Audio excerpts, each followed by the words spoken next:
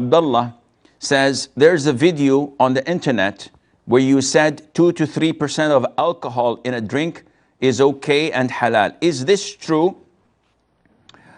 First of all, there is no such video on my YouTube channel. Yes, there was a segment that I did maybe 8 years ago, or something like that, 8 or 9 years ago, and it was on Ask Huda. And I did say, while explaining the ruling on drinking non-alcoholic beer, which contains a percentage of beer, not the regular beer that intoxicates. I'm talking about the non-alcoholic beer that is sold in Saudi Arabia and in some Muslim countries as well. So I was explaining the ruling of it. Now, in order to give you a preview and for you to understand where I was coming from, I'd like you to walk with me. Not necessarily hand in hand.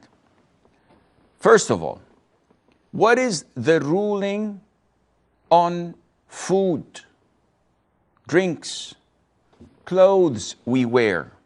What is the general ruling? Is it halal or haram? All scholars say that all food, drinks, clothes, things that we use, cars, watches, computers, cameras, TVs, all of these are halal. Allah Azza wa Jal said, it is He who created for you from or whatever is on this earth. All of it. So who created whatever is on earth? It's Allah Azza wa Jal. Which means that the default is everything on earth is halal. Someone says, so weed is halal, Shaykh? Said, no, because there is evidence proving that it is haram. So whatever you see from food, drinks, etc., is considered to be halal until proven otherwise. Easy? Alhamdulillah. So what's the ruling on eating French bread? Because it's French, it's haram. No, it's halal, it's bread. But it might have this or that. Prove it to me. Once it's proven, documented, it is haram. And I won't expand on this because this is common sense. This is what Islam, the Quran, the Hadith states upon. Now we come to the issue of the presence of alcohol. Alcohol itself is made of different types of alcohol, and the chemists know this, different compositions of alcohol. Yet, not everything that has alcohol is haram. Because alcohol by itself is not wine. It is not intoxicating. If you bring a ripe banana, for example, it contains alcohol, and it contains 0.5 grams of alcohol in it. So this is a percentage. If you bring orange juice, you'll find that it contains 0.125 grams of alcohol. And if you look, that is per liter.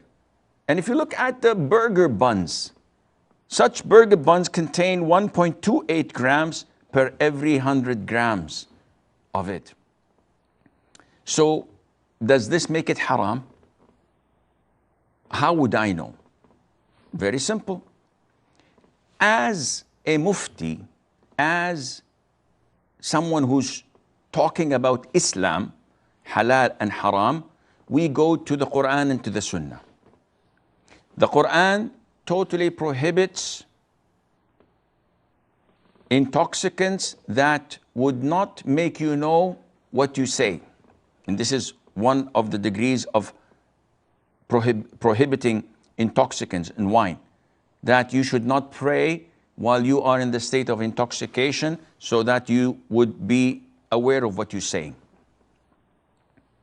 The Sunnah, there are so many hadiths. The Prophet ﷺ stated that whatever intoxicates, if consumed in large quantities, then a minute quantity of it would become haram. This is not referring to alcohol. This is referring to intoxicants such as wine, whiskey, vodka, tequila, scotch, bourbon, gin, you name it. So these are intoxicants. Now, alcohol is one of the ingredients, but being there does not mean that it is haram or it becomes intoxicant. So the rule is, as our scholars say, if there is alcohol present in a juice or in a fruit or in dough, we put yates with dough so that it has this thing in it that makes it bigger, and I don't know what's called in English, but it has alcohol as well. They say that if the presence of alcohol, if you consume a large amount of it and you are not intoxicated, this means that it is permissible to consume. Because why is wine haram? Because if you drink a lot of it, you become intoxicated. If I have a barrel of whatever substance and I drink the whole thing and I'm not wasted, I'm not intoxicated, then drinking a little bit is okay. But if I have a bottle of a liquid, of a drink, and if I drink the whole bottle, I become wasted, I become drunk, then a single drop of it is haram. Understood, inshallah? Ya Rab. Hopefully you understand this. Coming back to the question of Brother Abdullah, and I have been bombarded by so many brothers, haters and lovers. Those who love me would advise me out of their love and care. And I pray to Allah Azza wa Jal that He brings all the goodness in this world and the hereafter to them for their kindness and their love. As for the haters, my skin is thick. In the beginning, I used to be depressed and saddened when people speak rudely and they abuse me publicly. But nowadays, alhamdulillah, what doesn't kill you makes you stronger. My skin has become thick. This video that Brother Abdullah is talking about was conducted by an Ahmadi, Qadiani. And we all know how much they love me, because simply we don't pamper them. We say what the vast majority of all Muslims, different schools of thought, different sects, all agree that the Qadiani Ahmadis are kafir, are apostates. They do not belong to Islam. We cannot marry from them. We cannot eat their slaughtered meat. We cannot reply to their salam. When they die, we do not wash them, pray funeral prayer, or allow them to be buried in Muslim cemeteries. This is a well-known fact. It's not from my pocket. Go and ask any respected denomination, organization, Islamic committee, scholars, they all agree on that. So he came up with this video and saying, look at what this sheikh is saying. Out of what? To tarnish my reputation. And he has all the right to do that. It's a free country. Who cares? However, this is not our question. Did you, Sheikh Asim, say 2% to 3% in a drink is permissible because it does not waste? Yes, I did. Do you still stand by this? No, I don't. What do you mean? Akhi, when I talk about Islamic issues, I don't talk from my own self. I'm not a scholar. I don't come up and think, yeah, I think this is halal, this is haram. This is not up to me. I consult scholars, I research issues, and I quote what previous scholars said.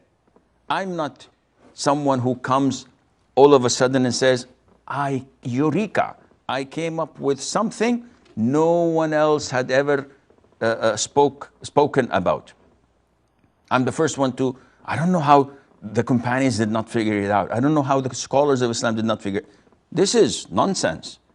Whatever I say, 99.99% is backed by quotes of scholars.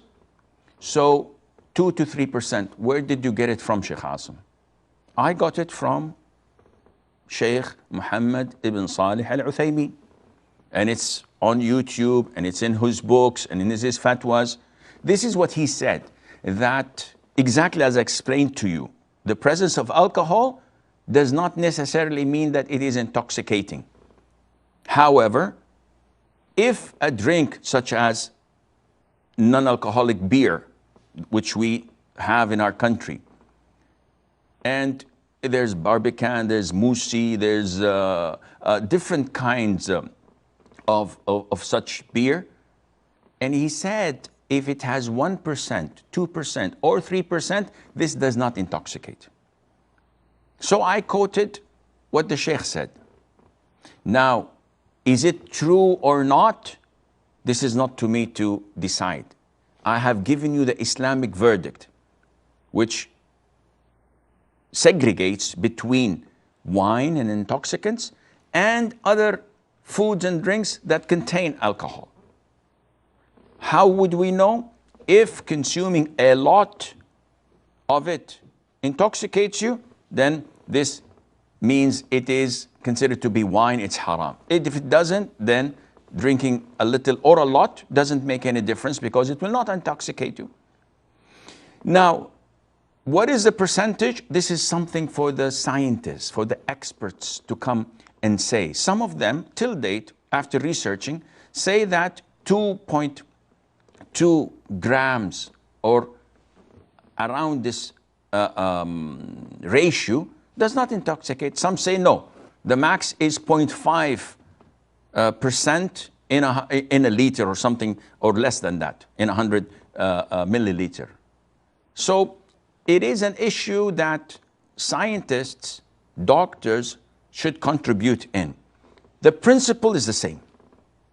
Nothing changes. The percentage of 3%, yes, I beg to differ now.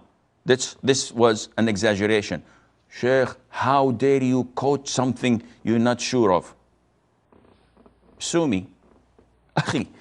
I give fatwas and I speak and I teach like all other shuyukh over thousands of issues per day. If one makes a mistake throughout the entire 20 years or 30 years of giving da'wah, Allah, this is excellent track record. So don't shoot the messenger.